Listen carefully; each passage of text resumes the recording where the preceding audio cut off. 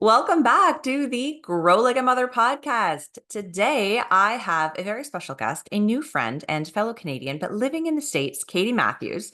Katie's a mindfulness practitioner, and she started her journey about 2.5 years old when her mom noticed that she needed some extra special tools due to some health challenges. So, fast forward to today, and then after years of honing skills and getting certified and teaching, Katie's actually founded her own wellness brand, and it's called the Basecamp for Life.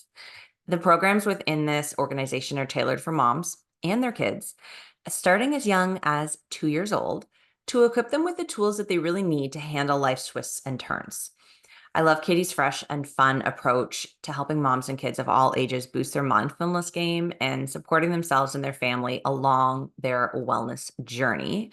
This is so up my alley. Katie, welcome to the show. Thank you, Jill, so much for having me on. I'm so excited to be able to touch on the Base Camp for Life today and just, the journey of motherhood and how important mindfulness is as a part Yeah, of that. it's so true. Mindfulness is a thing, I think. Mindfulness and mindset together, right? They're kind of these like intertwined, and they really are the base of it all. Like, okay, so speaking of base, tell me how Basecamp for Life sort of manifested it, and how did you come up with this amazing idea to support the moms through and the kids through this mindfulness lens? So that's a great question. I had been, as you touched on before, using mindfulness for years and years and years and years and years. My mom was a little bit of a trailblazer.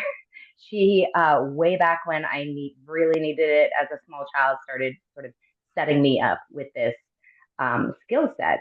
And fast forward to me becoming a mom and realizing that I was getting to deploy a lot of these skills in my day to day with my relationship with my child, my first child, and then later, fast forward many years because we had several gap years between our two kids. Um, it really came into effect because I had a difficult pregnancy with my second child. And as a result, I spent a lot of time meditating because I had a shattered disc in my back through the third trimester. So I was in a walker and stuff. So I wasn't allowed to take pain meds. So I meditated my way through that. And because that that skill set, I was able to pull that skill set in and use it so directly in such a difficult situation. And then, of course, after giving birth, using it more. And then when my daughter was so small, just starting that journey when I could see the disease, at say bedtime or whatever the struggle was, right? She's now 3.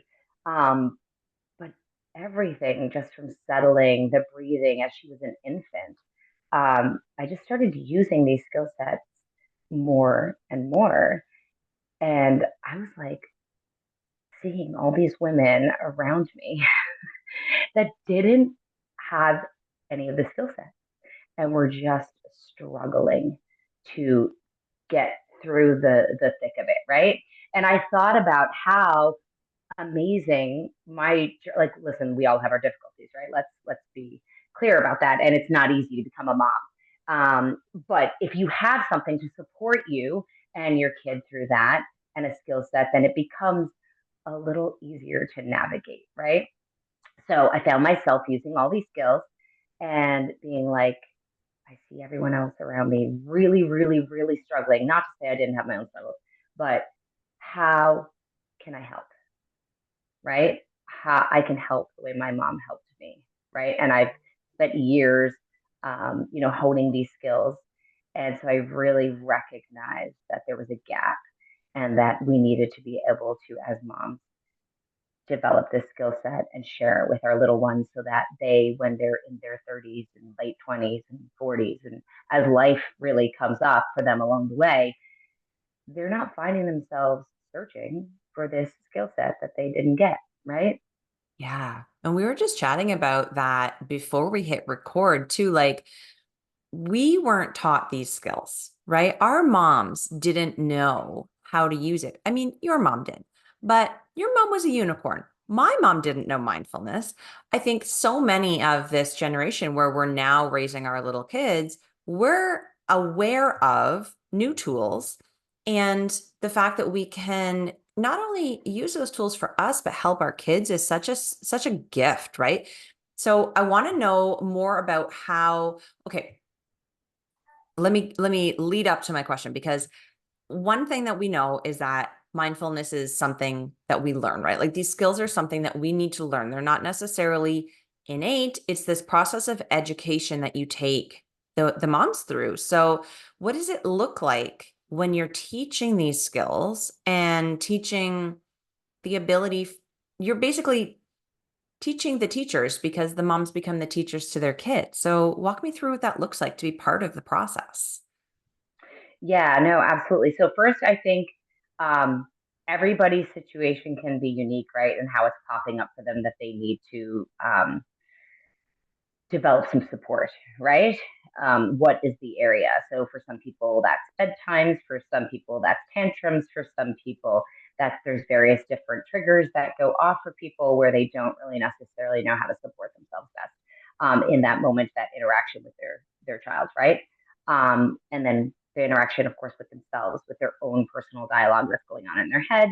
And so that can be very different.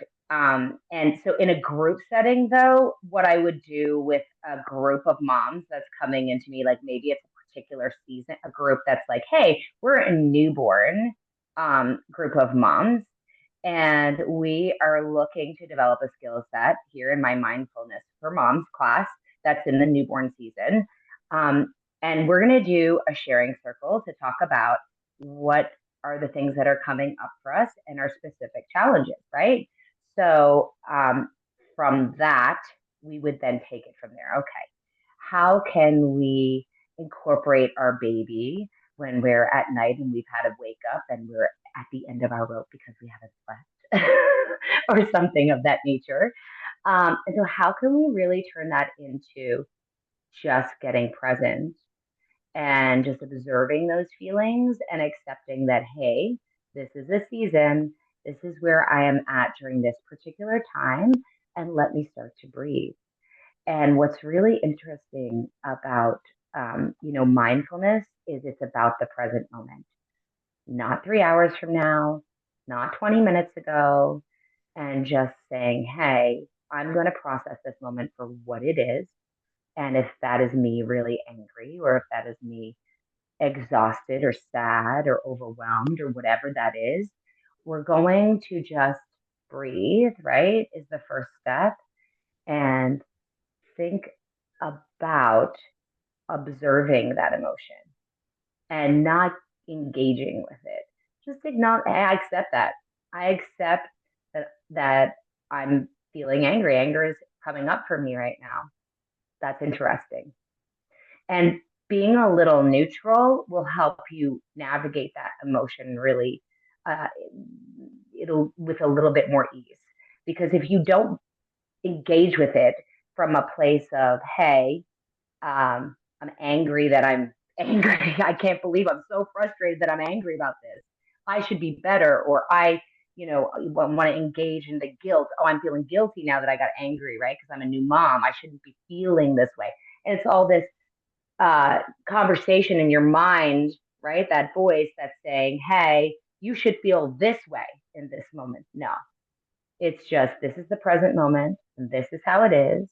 And I'm observing it. And it's just interesting that I feel that way. And that's it. And it's just like a floating thought that is crossing your mind. And that's it. Mindfulness is not, and meditation, by the way, can get into this like sticky sort of relationship where it's like, let's turn off our dialogue in our brain. And that's what meditation is, shutting down all the thoughts. And that is not what it is. And that's not what mindfulness is either. It's just the observation of the present moment and being in that moment. And that's all that it is. And how does it feel for you in that moment? Later, when you're out of that moment, you might be able to go back to that moment and go, huh, that's interesting that I felt that way. Why do I think I might have felt that way? And what can I do to set myself up to process that with more ease the next time, right? And that's different for everybody. And it could be breathing, it could be music, it could be uh, a glass of water with your feet grounded so you could feel a little more, I'm here, you know, this is now, because moments can run away from us. Yeah. And I love that you bring in that sort of curiosity after you've left the moment of like intense feeling, right? We can observe it. If I'm hearing correctly, what we'll do is we'll observe it in the moment and sort of acknowledge. And then later we can get curious about, okay, well, what was the trigger?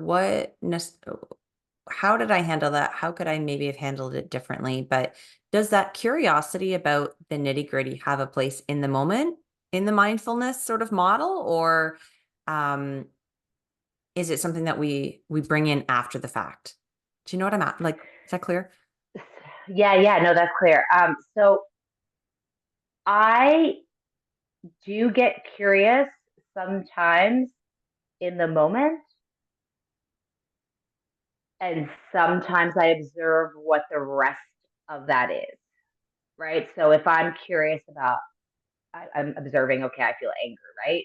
Um, Now, that's an interesting feeling. Why might I be feeling angry? And if you ask that question, right, I think it's a more of an advanced practice because you have to be able to not engage with that Right. because then it can just go off the rails, right? And you should probably, it would be better, I think, from my personal perspective, to wait till you're a little bit further along in the mindfulness journey to go into that curiosity, to lean into it and be like, hey, okay, what's it about? If you're just starting fresh, you just want to go, oh, that's an interesting emotion. We'll talk about that later. Because the thing is, you could derail and go into a total like flurry of thoughts that cause you to engage emotionally in something, and that's not going to serve you because that's not necessarily going to help you, right? Like, so you need to you need to be later disconnected from that moment and be able to plug in Right. potential observations later after you're out of that moment. Because when you're in the moment with the emotion and you are already just trying to observe it, to further engage is you've got to be a little bit more advanced in your practice. It's kind of reminding me of like the advice that we get when our kids are in full arc of tantrum, right? Like Mm-hmm. you don't talk about the tantrum during the tantrum, right? We talk about it after. No. Right. And one of my mentors, Alora Cheek, talks about this same idea of like untangling from the situation. Because if you try to engage with it, like you said, in the moment, you're still tangled in it and you can spiral. So that It's really sticky. It's really sticky. it's cool though, the way that you're describing this, because I imagine the listeners are all at different stages along their mindfulness journey. Some may have heard of it, but not tried it. Some of them may be a little bit more advanced, but the tools and the tactics grow with you as you grow. Like it's never too late to start, and you're never really done, right? You're always You're learning not. and growing with it. You are consistently iterating, and I'm someone who's been mindful for like 38 years. That's a long time. I'm 40. And the only reason I started with this skill set is because literally my mom was a teacher for 30 years. So she was aware of kids, their needs, and in specific situations. So for that reason, she just recognized she's also super intuitive. So that's why she was able to give me this particular skill set. And I will say this, if you're a mom at the beginning of your journey, what's a really cool thing, because one of the best tools that um, I have gotten was a very early tool at 2.5, and this was visualization. So my mom, when I was in the hospital, she would do a visualization before she would be able to leave, before she would leave. And it was like I would be in my crib in the hospital, and she would be visualizing one of my favorite, most magical places, which I loved at the time, was the beach, right? So we would walk through this scenario where we're on the beach together and we're making sandcastles, and I could hear the crashing of the waves. And I'm just very present as a child. It's so vivid and it's so interesting to me because I use that same visualization with my daughter, and I used it with my son. Mm. My son's 11, and so those that has like remained with me, like it's tried and true. The beach visualization for my kids and for myself. Now, for everyone, it's different, but I really encourage a bedtime visualization. If your kid is waking, if your kid is anxious, it's about setting them up with this ability to get themselves to a different place in their mind, which they're really good at doing because, um, there's the alpha brain wave state, there's the beta brainwave state, which we spend most of our time in over here, which is not always the most wonderful space to be in, us grown-ups. And there's theta, and what, depending on the child's brainwave state, they're so good at just the that gateway in the subconscious, right? They spend most of their time there. So the visualization is so natural for them.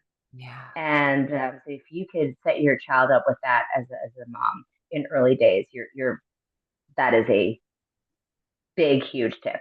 Yeah, big win right there. I mean, I'm just thinking about Mm-hmm. some of my friends whose kids are, 5, 6, 7 right now. And the pandemic was a big part of their formative years.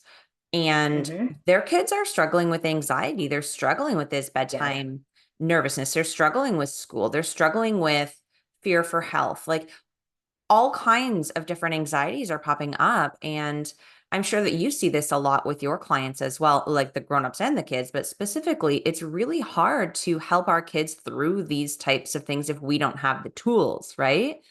Um, Mm-hmm. what are the main struggles that you're seeing in your group? Like, Yeah. So I think kids right now are struggling, obviously, with technology. You've got a very specific subset of kids that had nothing but technology during, excuse me, the pandemic.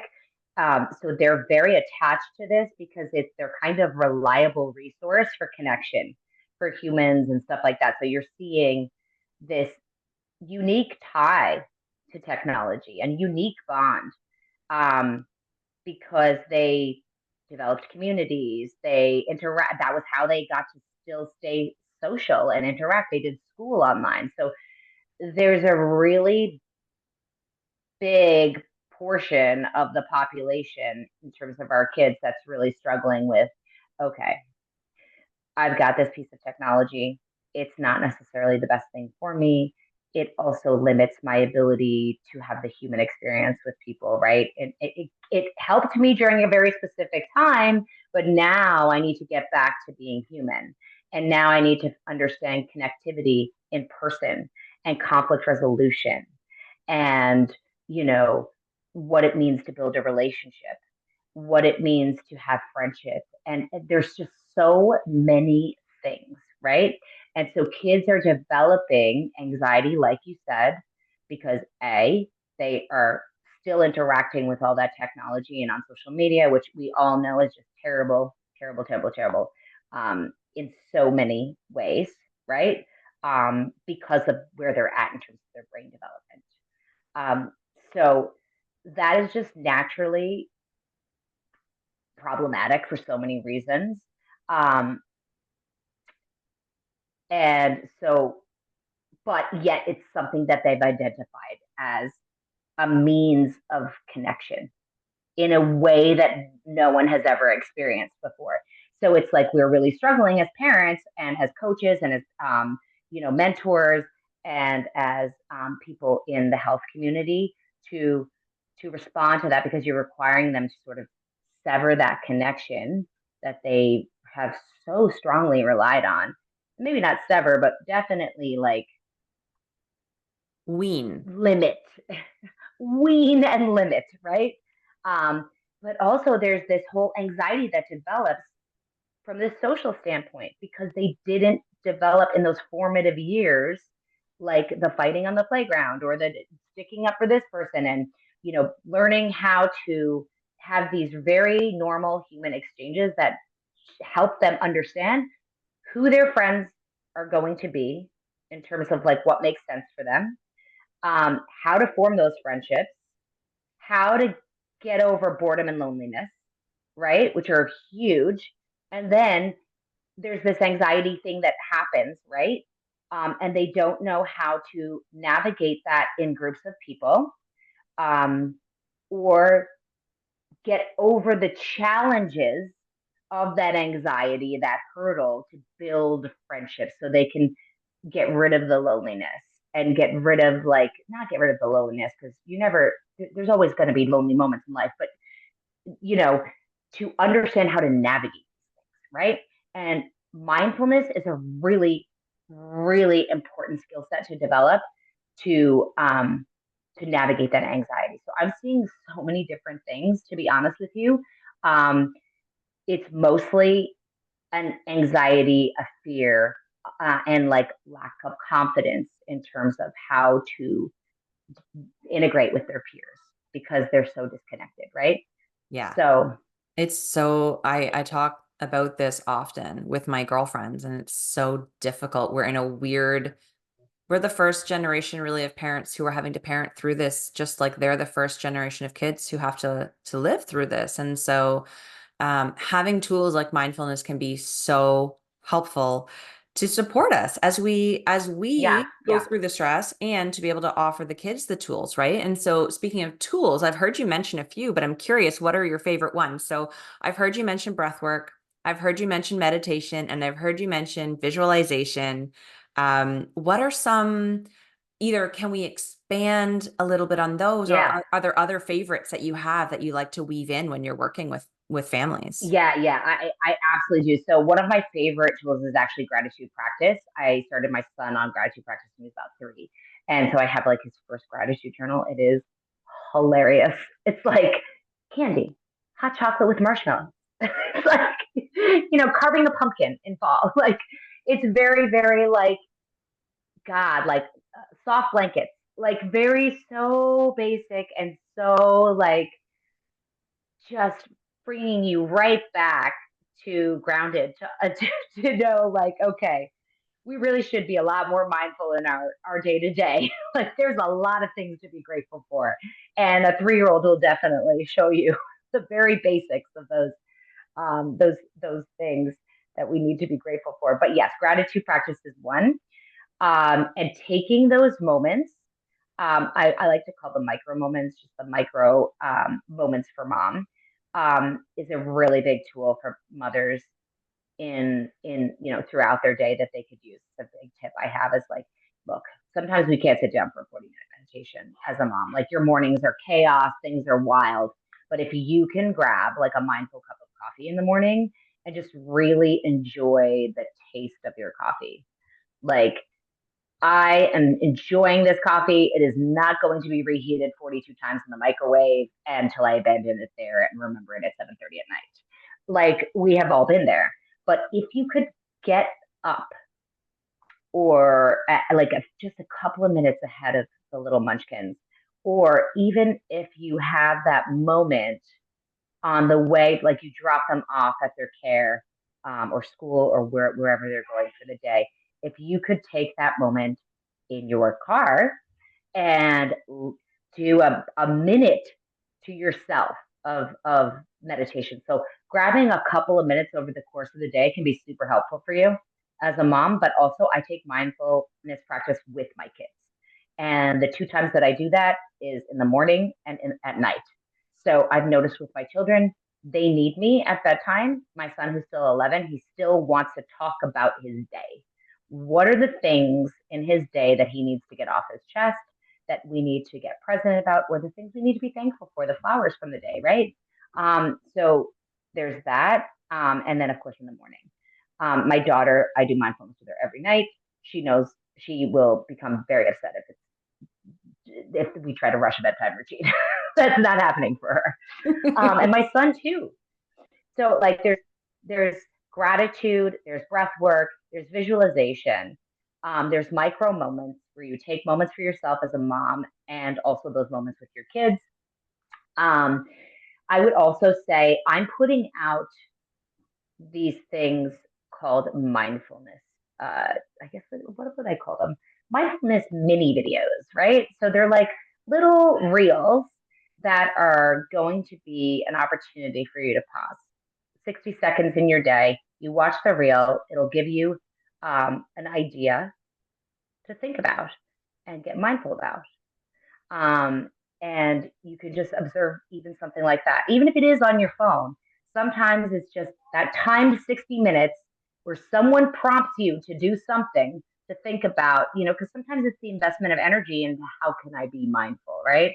Um, and intentional. So these little reels are, I think, going to be super helpful for people, um, just to take that moment. I love that so And then so that's much. one of the really cool things that I'm doing that I'm releasing. I've released 3 parts already, but my Instagram, I haven't promoted it or done anything. I'm just putting content on there right now. So but when I will say my Instagram at the end of the show, but I'm really excited about these reels because I think they're going to be really cool little tools to deploy. Yeah, I love that. These micro moments for moms. Hmm. It's such a cool way. It doesn't add anything to our day, right? It's just that's the problem with so many of these growth and development tools is as moms, we don't have the time. We don't know where to fit it in. It feels like one more thing to do. But if you're scrolling and you're following Katie on Instagram and she's prompting you for 60 seconds, you can take You that time. take 6 seconds. It's so doable. It's so doable. Hmm. I love this. It is. And if you've got an infant and you got earphones in and this baby is sleeping on your chest, which they do a lot of that, Yeah. you could definitely look at that and be like, okay, that's an interesting thought. Or just the 60 seconds of teaching something specific on the on Instagram, like what on my account. You can use this tip during this time. It's very really, really helpful and something that I wish I had as a mom myself, Yeah. early days. I love the work that you're doing, Katie. It's so impactful and it is so needed. Can you share with the listeners how we can follow you, what that Instagram handle is? You're a podcaster as well, and then how to get Hmm. involved with this Basecamp for Life. Yeah, absolutely. So Basecamp for Life, you can find on www.basecampforlife.com, and you can find us on Instagram at Basecamp for Life. Uh, the There are mindful mom classes that I'm doing in person. There are mindful mommy and me classes as well. So those are for like 2 to 4 year olds with their moms. So I'm doing that. But I'm in the process also of launching a virtual program where people will be able to participate virtually in classes. And I'm really, really excited for the virtual program. It's going to be launching this fall. So you can look out for that. It's already up on the website. You can sign up to join the wait list and you will be notified as soon as it is live. I love that. I will definitely be participating in that because I am not in New York like you are. So the virtual is the thing for me. I love that. And I just want to make sure people know about your podcast as well. Yeah. So my podcast is called The Mother Drive. So the podcast, I love the podcast. I've been doing it for about a little over a year now. And it is just about hosting inspirational, motivational conversations for moms. And Jill, you have been on my podcast. You're an absolute delight. Your episode is going to be coming up soon. So I'm really excited to promote that. It will be dropping in the month of September. The date is TBD. And I'm so excited about that as well. And I can't wait to connect with your community as well, Jill. Yeah, I'm just so happy to have had this connection with you and to have had the chance to speak to your audience and have you speak to mine and just share all of the wisdom that we have that we can help the moms Mm-hmm. because it's so near and dear to both our hearts. And I think that the more that we share and the more that we talk and the more that we give tools, the better it, the better it is for everyone, the mamas and the families. So um, Yeah. Yeah, it's Yeah, just, I also want to say one last thing before we wrap up. yes, Um, if we have any listeners that have children with special needs, I also do mindfulness for moms with special needs. So we have a big special needs community here that I'm connected to on Facebook, and I just love doing like little lives in there to just promote that moment because if you have a child with special needs, you really need to make sure you're incorporating that mindfulness practice. It's really about helping yourself also stay healthy because if you are a care provider, you know, I do for know. a special needs, yes, I do. can be very, very taxing and you need to make sure you're taken care of in order to take care of them well. I love that. I love that. Well, again, thank you for being on the show. It has been my absolute pleasure. And listeners, please head over and follow Katie. Make sure that you get connected with her because this information is so vital for your well-being. And until next week, I'm so excited. Thank you so much again, Jill, for having me on the show. Yay! it is my pleasure.